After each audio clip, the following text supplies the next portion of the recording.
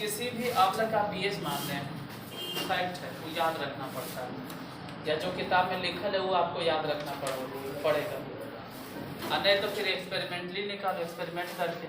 तुम नहीं निकालोगे तो जो एक्सपेरिमेंट करके निकाल के लिख दिया है, जैसे HCl का पीएच मान, कोई एक्सपेरिमेंट करके निकाला होगा वो आप याद रखिए, या तो जाइए लैब में निकालिए पीएच मान।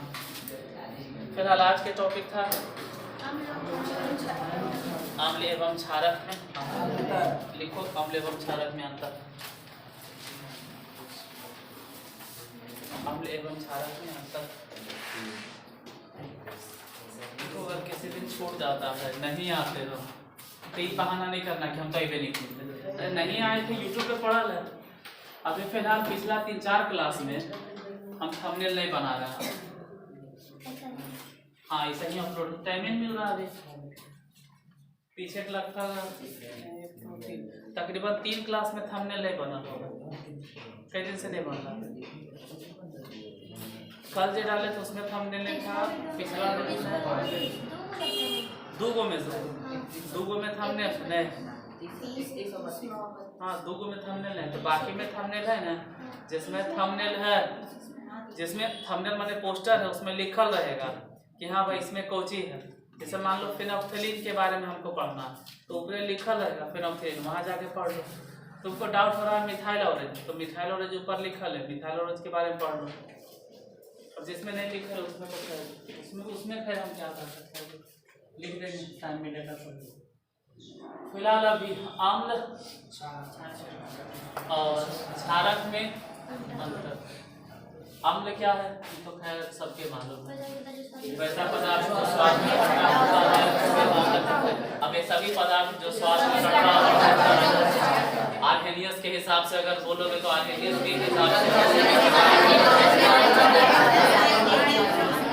के हिसाब से वे सभी पदार्थ जो पानी में उसे अम्ल कहते हैं। एक मिनट देखना तो लेट ऑन करेक्ट कैसे होता है।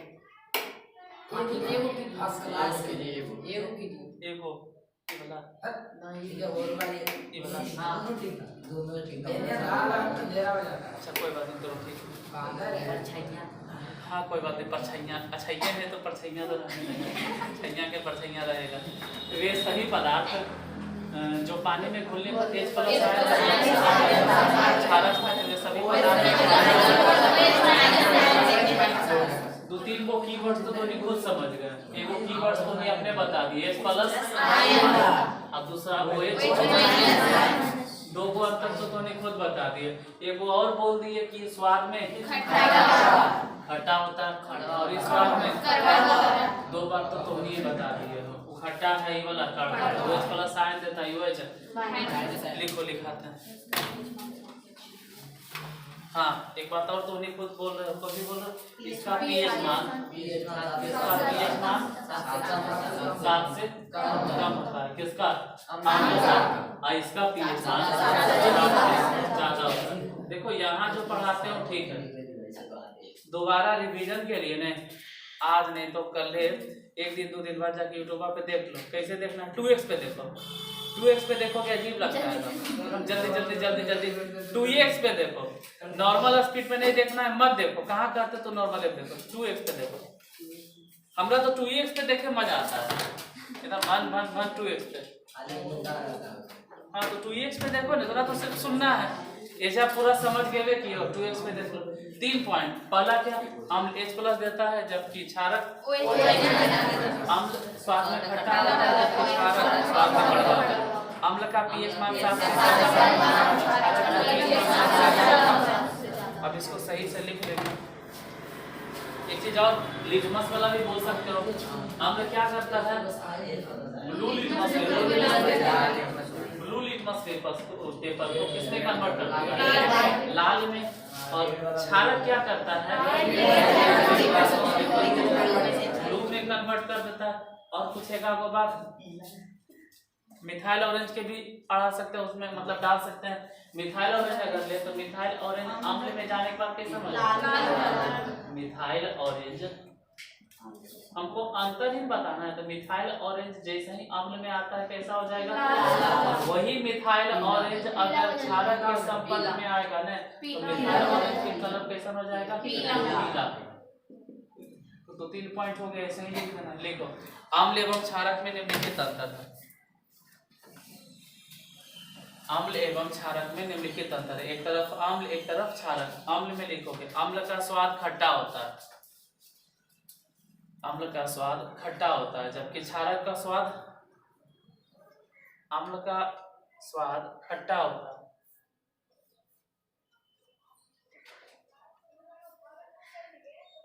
जबकि क्षारक का स्वाद कड़वा होता है।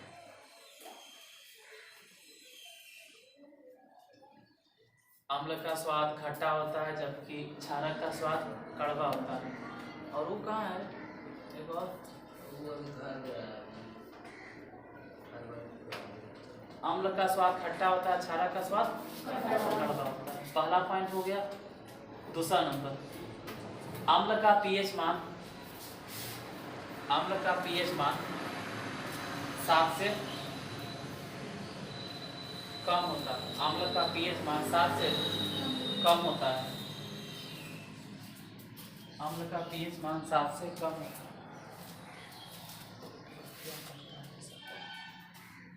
अम्ल का पीएच मान 7 से कम होता है, जबकि क्षारक में क्या लिखोगे, क्षारक का पीएच मान 7 से ज्यादा होता है या 7 से अधिक होता है। क्षारक का पीएच मान 7 से अधिक होता है।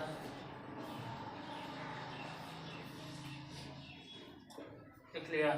कैसे अम्ल स्वाद में खट्टा होता है जबकि क्षारक स्वाद में कड़वा होता है। अम्ल का पीएच मान 7 से कम होता है जबकि क्षारक का पीएच मान 7 से ज्यादा होता है। अम्ल अम्ल नीले लिटमस को, अम्ल नीले लिटमस को, अम्ल नीले लिटमस को लाल कर देता है। अम्ल नीले लिटमस को लाल कर देता है। अम्ल नीले लिटमस को लाल कर देता है। अम्ल नीले लिटमस को लाल कर देता है, जबकि क्षारक, जबकि क्षारक लाल लिटमस को, लाल लिटमस को नीला कर देता है। जबकि क्षारक लाल लिटमस को नीला कर देता है, जबकि क्षारक लाल लिटमस को नीला कर देता है।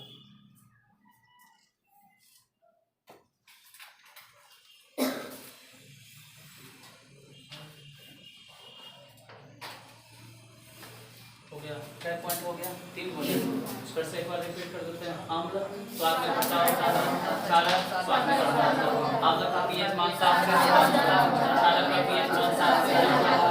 अम्ल नीले लिटमस को लाल कर देता है जबकि क्षारक लाल लिटमस को नीला कर देता है। अगला नंबर, अम्ल अम्ल मिथाइल ऑरेंज को, अम्ल मिथाइल ऑरेंज को, अम्ल मिथाइल ऑरेंज को,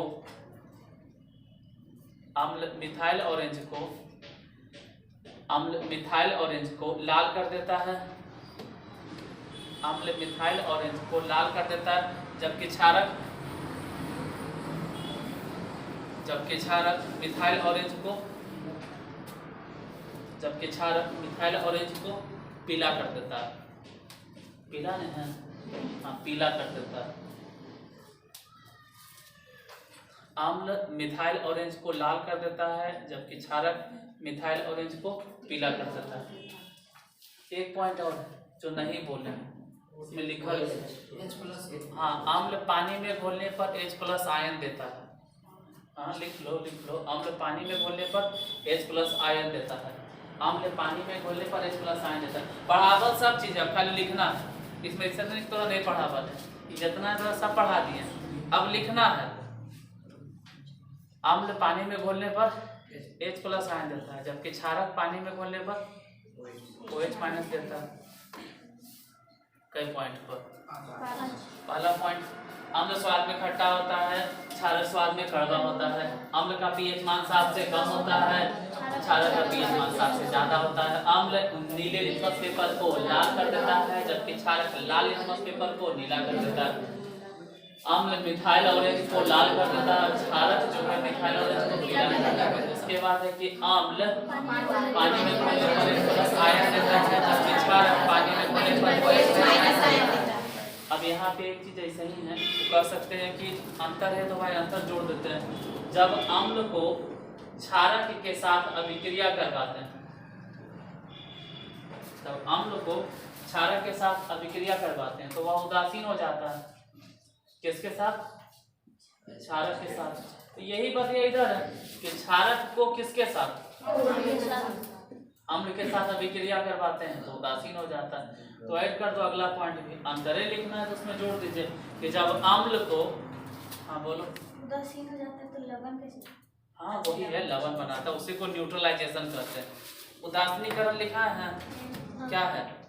जब अम्ल तथा क्षारक एक दूसरे के साथ अभिक्रिया करते हैं तो लवण तथा जल का निर्माण होता है, और इसी अभिक्रिया को उदासीनीकरण। भूल भी जाओ तो यूट्यूब पे देख सकते। यहाँ पे लिखना है कि जब अम्ल क्षारक के साथ अभिक्रिया करता है, या फिर ऐसे लिखो कि अम्ल क्षारक के साथ अभिक्रिया करके, अम्ल क्षारक के साथ अभिक्रिया करके उदासीन हो जाता है। अम्ल क्षारक के साथ अभिक्रिया करके उदासीन हो जाता है, या फिर कहिए कि अम्ल क्षारक को उदासीन कर देता है, अम्ल क्षारक को उदासीन कर देता है, ये भी कर सकते हैं। अम्ल क्षारक को उदासीन कर देता है, क्या लिखो? हाँ वही लिखो कि अम्ल क्षारक के साथ अभिक्रिया करके उदासीन हो जाता है। क्षारक के साथ अभिक्रिया करके उदासीन हो जाता है तो इधर हो जाएगा क्षारक में, क्षारक अम्ल के साथ अभिक्रिया करके उदासीन हो जाता है, क्षारक अम्ल के साथ अभिक्रिया करके उदासीन हो जाता है।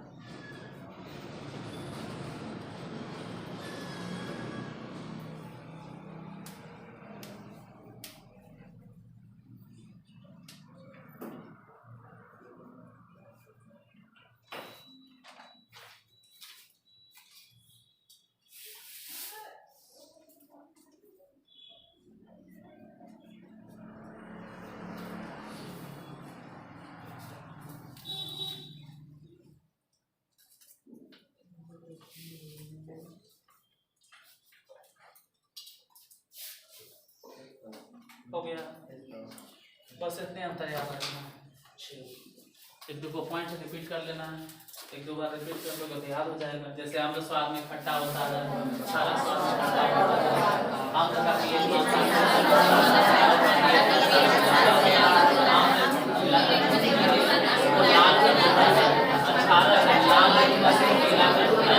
अम्ल मिथाइल ऑरेंज को लाल कर देता है, क्षारक मिथाइल ऑरेंज को पीला कर देता है। अम्ल क्षारक के साथ अभिक्रिया करके उदासीन हो जाता है, जबकि क्षारक अम्ल के साथ अभिक्रिया करके उदासीन हो जाता है। अम्ल पानी में घुलकर क्षारक पानी में ठीक हो गया। अब देखिए क्षारक और क्षार में अंतर, ऐसे तो बता दिए थे लेकिन लिखवाए नहीं है, इसके हिसाब से लिख लो।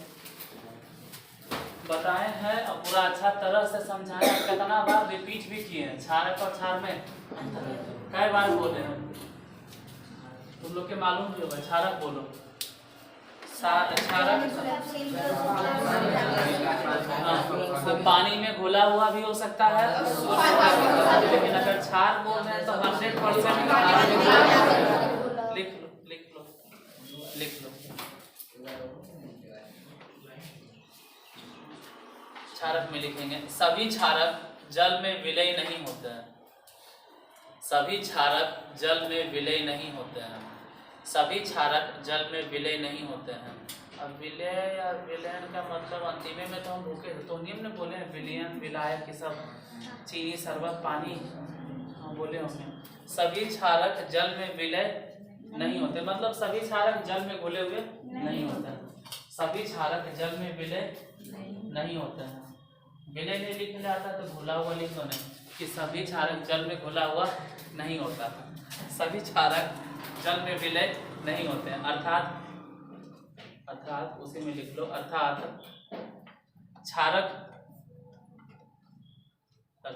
क्षारक पानी में घुला हुआ भी हो सकता है और सभी क्षारक पानी में घुला हुआ भी हो सकता है, सभी बोलती हैं, अर्थात क्षारक, सभी ने बोला था, अर्थात क्षारक पानी में घुला हुआ भी हो सकता है या सूखा भी हो सकता है। अर्थात क्षारक पानी में घुला हुआ भी हो सकता है और सूखा भी हो सकता है। क्षारक पानी में घुला हुआ भी हो सकता है और सूखा भी हो सकता है। हो गया। जबकि इधर क्षार में सभी क्षार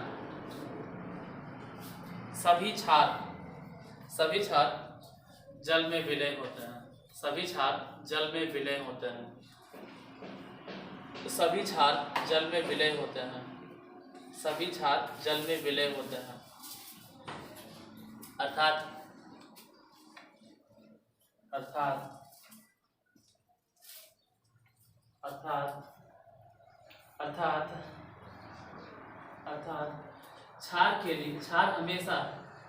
क्षार हमेशा पानी में घुलनशील ही होगा या पानी में घुलनशील ही होता है। अर्थात क्षार हमेशा पानी में घुलनशील ही होता है।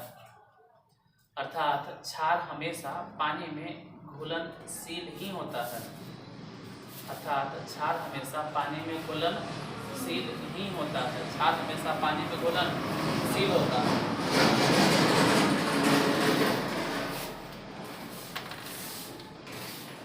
इसका मतलब ये हो गया ना कि सभी क्षारक, इसका मतलब साफ साफ झलक रहा है कि सभी क्षार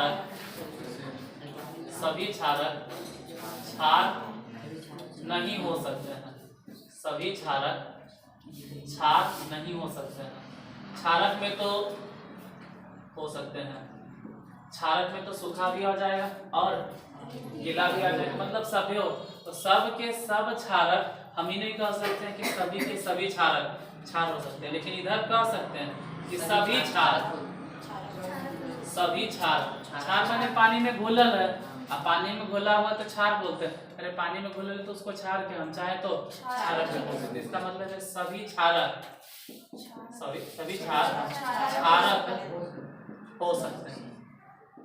देखो हिंदी हो सकते हैं, हिंदी थोड़ा बहुत आगे पीछे रहेगा, हो सकता है क्षार को कुछ लोग शायद, हम कंफर्म नहीं है, कुछ किताब में क्षार को भस्म भी कहा जाता है, कंफर्म नहीं है, लेकिन एक बार देख लेना। इसको इंग्लिश में बोलते हैं बेस। हिंदी भले बदल जाए, कहीं भस्म लिखल रहे कहीं क्षारक लिखल रहे, लेकिन इंग्लिश सेम है, बेस ही बोलते हैं। और इसको बोलते हैं इंग्लिश नहीं बदलेगा, इंग्लिश सेम रहेगा, इंग्लिश नहीं बदलता।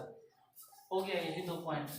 पहला पॉइंट सभी क्षारक जल में घुलनशील नहीं होते। सभी क्षारक जल में विलय, जबकि सभी क्षार जल में विलय होते हैं। सभी के सभी क्षारक क्षार नहीं हो सकते हैं।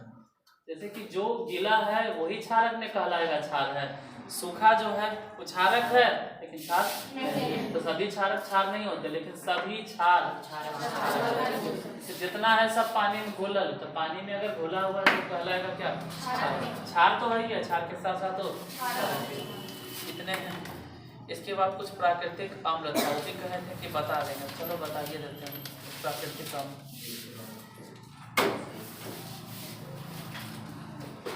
कुछ प्राकृतिक अम्ल, एक तरफ प्राकृतिक स्रोत दोगे और एक तरफ अम्ल लिखोगे, 2 कॉलम बना के बता देते हैं कैसे। कुछ प्राकृतिक अम्ल, एक तरफ प्राकृतिक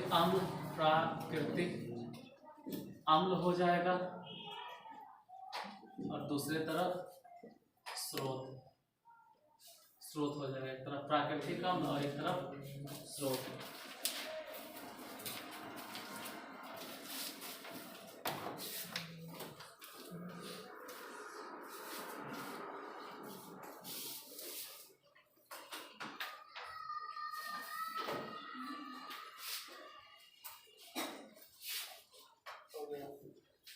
प्राकृतिक अम्ल में सॉरी उल्टा पुल्टा लिखा गया, प्राकृतिक स्रोत उल्टा लिखा गया। इन्हें प्राकृतिक स्रोत होगा, इधर अम्ल उल्टा लिखा है, प्राकृतिक स्रोत और इधर अम्ल। लिखिए प्राकृतिक स्रोत में 2-3 नाम एक बार लिखिए क्योंकि उसका अम्ल एक ही है। जैसे जितना भी डंक है लिखिए। स्टार्ट करते हैं। चींटी का डंक किसमें लिखना है मालूम है ना? प्राकृतिक स्रोत में। चींटी का डंक,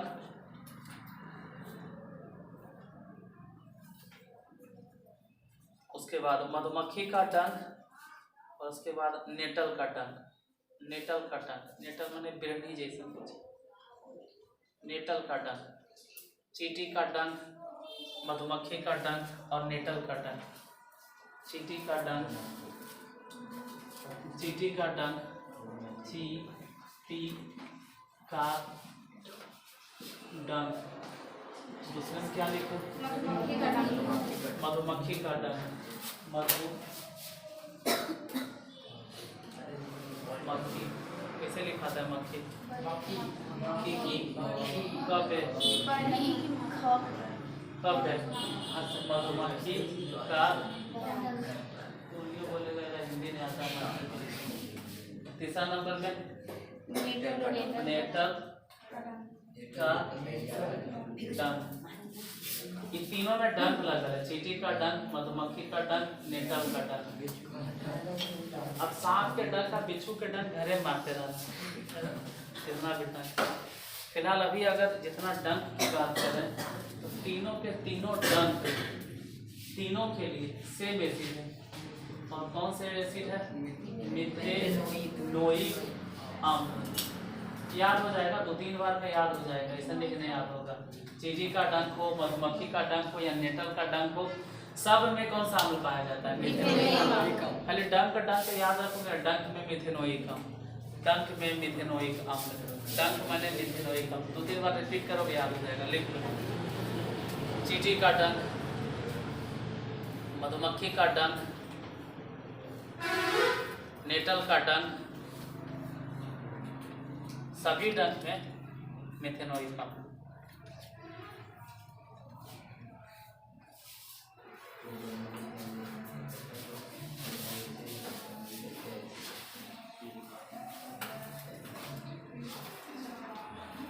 हो गया।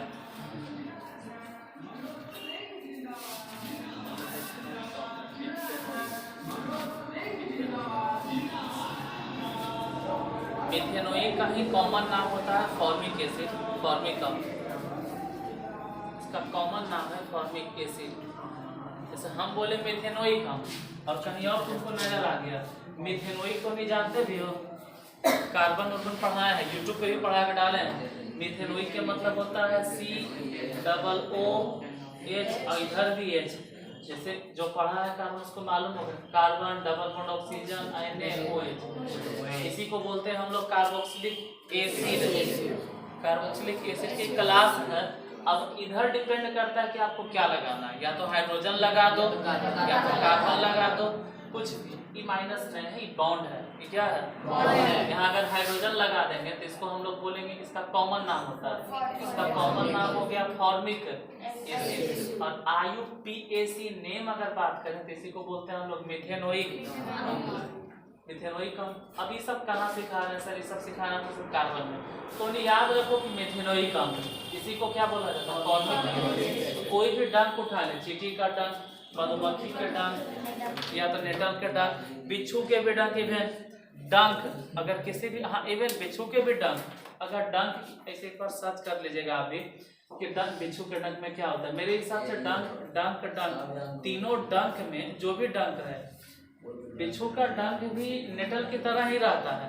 नेटल का डंक जरी कम रहता है, जैसे बिरनी किसी को काटा थोड़ा उतना नहीं रहता है, बिच्छू जरी ज्यादा झनका देता है करके 24 घंटा तक। तो तीनों ही डंक में इसमें जरी ज्यादा मात्रा में रहता होगा, बिच्छू में ज्यादा कंसंट्रेटेड रहता होगा। लेकिन डंक में कौन सा एसिड पाया जाएगा? मिथेनोइक अम्ल। याद रखते हैं मिथेनोइक अम्ल। उसके बाद बढ़ते हैं, उसके बाद आते हैं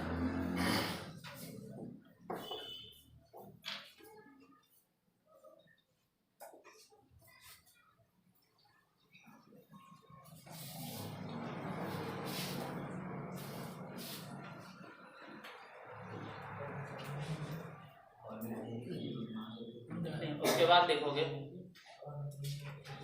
प्याज आंवला, प्याज और उसके बाद आंवला, प्याज और आंवला, प्याज और आंवला।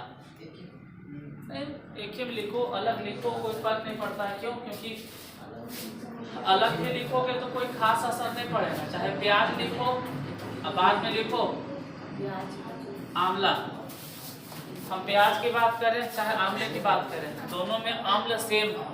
दोनों के लिए आम्ल सेम है। जैसे कि तीनों के लिए आम्ल क्या था? मिथेनोइक अम्ल। वैसे ही प्याज और आंवला दोनों के लिए सेम है, एस्कॉर्बिक, एस्कॉर्बिक अम्ल। अम्ल सेम है, एस्कॉर्बिक अम्ल हो गया। वो तीन को याद हो गया कि कौनो डंक है, डंक में कौन सा एसिड? चींटी के डंक में कौन सा एसिड? मिथेनोइक अम्ल। नेटल के डंक में कौन सा एसिड? मिथेनोइक अम्ल। मधुमक्खी के डंक में कौन सा एसिड? मिथेनोइक अम्ल। यानी कौनो डंक आ गया उसमें कौन सा? मिथेनोइक अम्ल। प्याज में कौन सा? आंवला में भी कौन सा? प्याज और आंवला दोनों में एस्कॉर्बिक। प्याज और आंवला में एस्कॉर्बिक, प्याज में एस्कॉर्बिक अम्ल और आंवला में एस्कॉर्बिक अम्ल।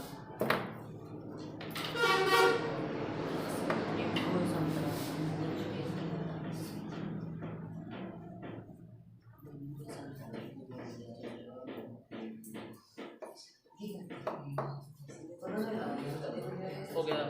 उसी तरह से नींबू और संतरा, नींबू और संतरा तो अलग अलग काहे लिखते हैं? केवल लिख देते हैं नींबू, नींबू या संतरा, अलग अलग लिख के टाइम पर बात करता है। नींबू या नींबू की बात करें या संतरा, हालांकि नींबू छोटा होता है, संतरा बड़ा होता है।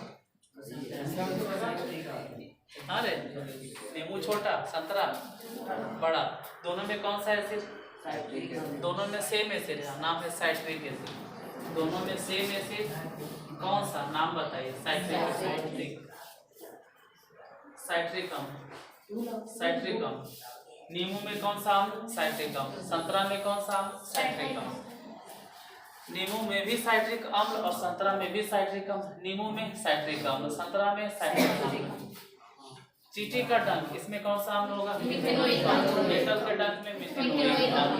मधुमक्खी के डंक में मिथेनोइक अम्ल। प्याज में, प्याज में, आंवला में, नींबू में, नींबू में, संतरा में, नींबू संतरा एक जैसा, प्याज आंवला एक जैसा। आंवला प्याज में एस्कॉर्बिक, आंवला प्याज में एस्कॉर्बिक, आंवला प्याज में एस्कॉर्बिक, और नींबू और संतरा में साइट्रिक, नींबू और संतरा में साइट्रिक, और डंक वाला चींटी के डंक, मधुमक्खी के डंक मिथेनोइक अम्ल। आगे बढ़ते हैं। अगला टमाटर और अमरूद, टमाटर और अमरूद, टमाटर और अमरूद, टमाटर और अमरूद एक ही साथ इसलिए लिखा है ना, टमाटर और अमरूद, या लिखो अमरूद और टमाटर, अमरूद या टमाटर, जो भी लिखना है। इन दोनों में सेम एसिड, उसका नाम है ऑक्जेलिक, ऑक्जेलिक, ऑक्जेलिक अम्ल, ऑक्जेलिक अम्ल, ऑक्जेलिक अम्ल, ऑक्जेलिक अम्ल, ऑक्जेलिक अम्ल। थोड़ा बहुत अगर गलती रहे तो किताब देख के भी सुधार लीजिएगा। ऑक्जेलिक, जैलिक, ऑक्जेलिक, ऑक्जेलिक अम्ल।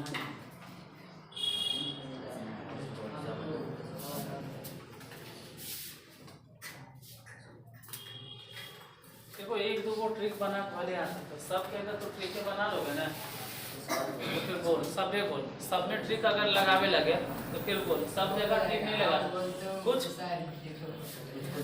कुछ में ट्रिक लगा, तो सब में ट्रिक लगाओगे तो हो गए। फिर सब में ट्रिक लगा दिए तो फिर बोल, सब जगह नहीं लगता, फिर सबे बोल, सबे के ट्रिक के ट्रिक।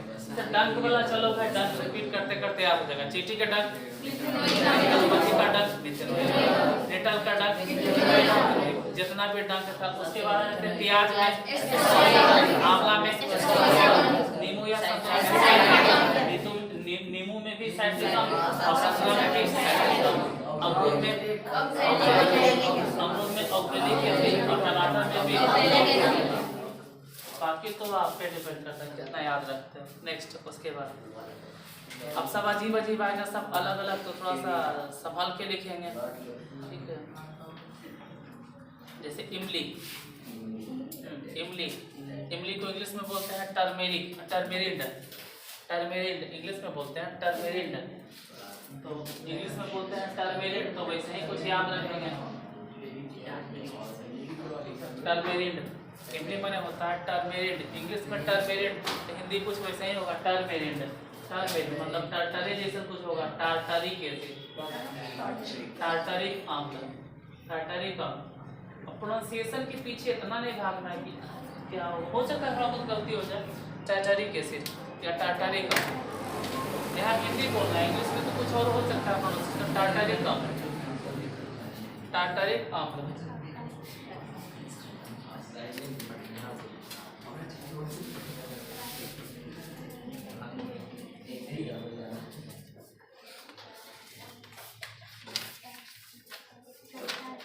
हो गया टार्टरिक अम्ल।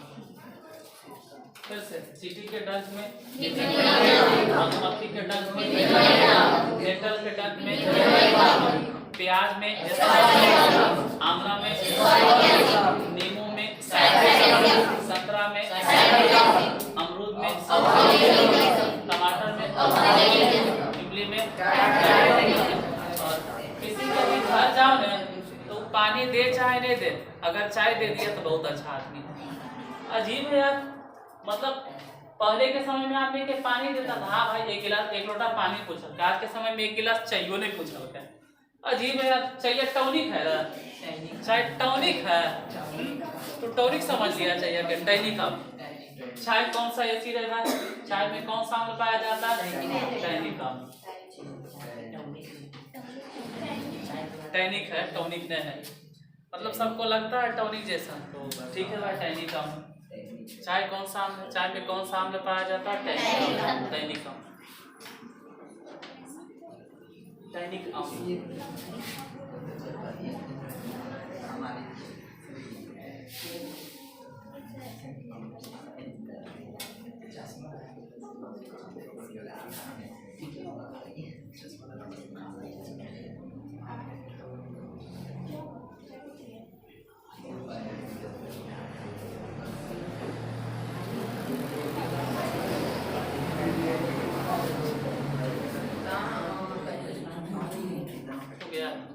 नीचे दिखाई दे रहा है, लिखे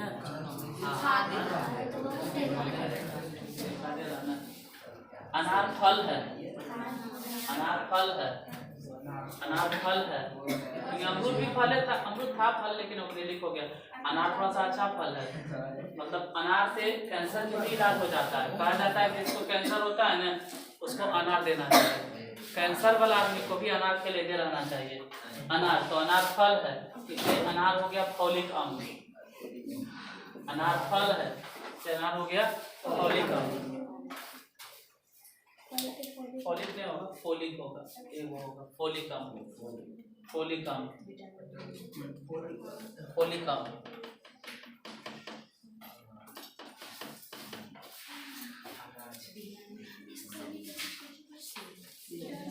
इसके बाद कहा जाता है an apple in a day keep the doctor away, मतलब सेब तो खैर सबके मालिक है, ठीक है सबके मालिक है, इसमें सेब कौन से अम्ल हो गया, मौलिक अम्ल। सेब मालिक है इसलिए मौलिक अम्ल। An apple in a day keep the doctor away, यानी सेब मालिक है, अगर एक सेब डेली खाता है तो सब बीमारी दूर रहेगा, मतलब वो फल में मालिक है, इसलिए सेब कौन से अम्ल हो गया, मौलिक।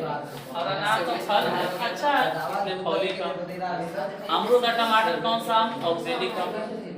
नींबू संतरा साइट्रिक अम्ल, प्याज आंवला, अब बाकी तीनों देखो बोलो,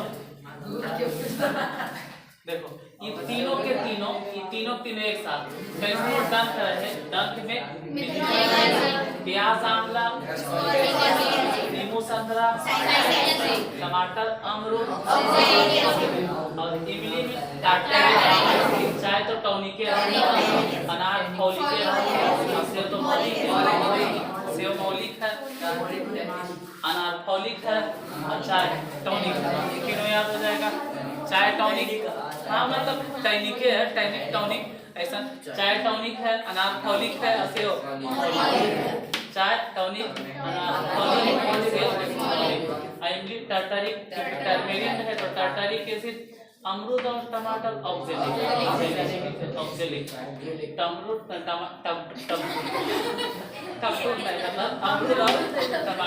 अमरूद और टमाटर ऑक्जेलिक। नींबू संतरा, प्याज आंवला, तीनों के तीनों सबकी छोटा छोटा चीजें याद रखिएगा, लिखा देते हैं। एक दो छोटा छोटा बच्चा है उसको याद रख लो। कौन बच्चा? हाँ, खट्टा दूध यानी दही। हाँ दही लिखो, दही दही, अरे मट्ठा भी वही है, दही दही। लैक्टिक अम्ल, लैक्टिक अम्ल, दही में लैक्टिक अम्ल, लैक्टिक अम्ल, लैक्टिक अम्ल।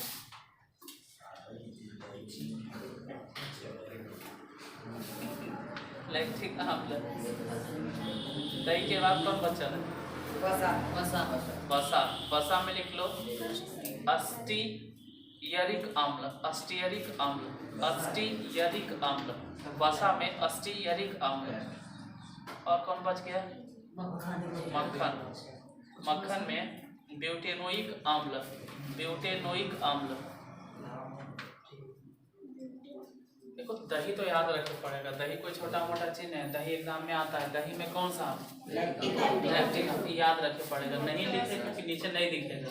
यही तो पता नहीं दिख रहा है कि नहीं, ये दिख रहा है ना, इसके नीचे, इसके नीचे। अच्छा कोई बात नहीं। दही में कौन सा एसिड? लैक्टिक अम्ल याद रखना है। वसा में अस्टियरिक अम्ल और मक्खन में ब्यूटेनोइक अम्ल। बस इतने याद रखना है। याद हो जाएगा, याद हो जाएगा। जैसे दो तीन चीज नहीं लिखा है, दो तीन को अम्ल। वसा में कौन सा अम्ल? अस्टियरिक अम्ल। वसा में अस्टियरिक अम्ल। दूध दही तो याद हो जाएगा, दही तो याद हो गया, लैक्टिक अम्ल। दही में लैक्टिक अम्ल, दही लैक्टिक अम्ल, दही लैक्टिक अम्ल। और वसा भी याद हो जाएगा, वसा ब्यूटेनोइक, वसा ब्यूटेनोइक, वसा। हाँ वसा अस्टियरिक है, ब्यूटेनोइक कौन? मक्खन है, मक्खन है ब्यूटेनोइक, मक्खन है ब्यूटेनोइक। हाँ बोलो करता है, अरे बोल बोल बोल बोल बोलता है। अच्छा कोनो डंक उठा लो। चींटी के डंक में कौन सा एसिड? मकई के डंक में, नेटल के डंक में, यानी कोई भी डंक रहे मिथेनोइक। चींटी के डंक में मिथेनोइक, मधुमक्खी के डंक में मिथेनोइक, नेटल के डंक में मिथेनोइक। डंक उठा लिए उसमें मिथेनोइक। प्याज में, आंवला में, प्याज में स्कॉर्बिक अम्ल, आंवला में स्कॉर्बिक अम्ल, प्याज में स्कॉर्बिक अम्ल, आंवला में स्कॉर्बिक अम्ल। नींबू में साइट्रिक अम्ल, नींबू में साइट्रिक अम्ल, संतरा में साइट्रिक अम्ल, नींबू में साइट्रिक अम्ल, संतरा में भी साइट्रिक अम्ल। नींबू छोटा है, संतरा बड़ा हो जाएगा, लेकिन दोनों में एसिड सेम है। नींबू में साइट्रिक अम्ल, संतरा में भी साइट्रिक अम्ल। अमरूद में ऑक्जेलिक, अमरूद में ऑक्जेलिक, टमाटर में ऑक्जेलिक, अमरूद में भी ऑक्जेलिक एसिड और टमाटर में भी ऑक्जेलिक एसिड, इन दोनों में ऑक्जेलिक एसिड। इमली में टार्टारिक, इमली में टार्टारिक अम्ल, इमली में टार्टारिक एसिड, टार्टारिक अम्ल। चाय तो फिर टॉनिक, चाय तो टॉनिक, अनार तो फिर फॉलिक, चाय टॉनिक, अनार और सेब। दही में लैक्टिक, वसा में अस्टियरिक, वसा में अस्टियरिक अम्ल, अस्टियरिक अम्ल वसा में, अस्टियरिक अम्ल वसा में, फिर मक्खन में ब्यूटेनोइक अम्ल, मक्खन में तो याद हो गया होगा। घरे जाते जाते भूल जाएंगे तो कोई बात नहीं, घरे जाते जाते भूलोगे, सम्मा में वाला वीडियो मिल जाएगा, देख लेना। अब जैसे ईसर मिटा दिए, एक और है कौन है? सिरका, सिरका, अच्छा कोई बात नहीं, सिरका भी लिख लो भाई, सिरका एसिटिक अम्ल, सिरका सिरका सिरका कौन सा अम्ल है भाई? सिरका में एसिटिक अम्ल, सिरका में एसिटिक अम्ल, सिरका सिरका सिरका नहीं लिखा था सिरका सिरका जैसा सिरका सिरका एसिटिक अम्ल, एसिटिक अम्ल, एसिटिक अम्ल होता है CH3COOH। अब देखो सबके फॉर्मूला तो नहीं बता पाएंगे हम, जो हल्का है वो बता देते हैं। एसिटिक अम्ल, एसिटिक अम्ल,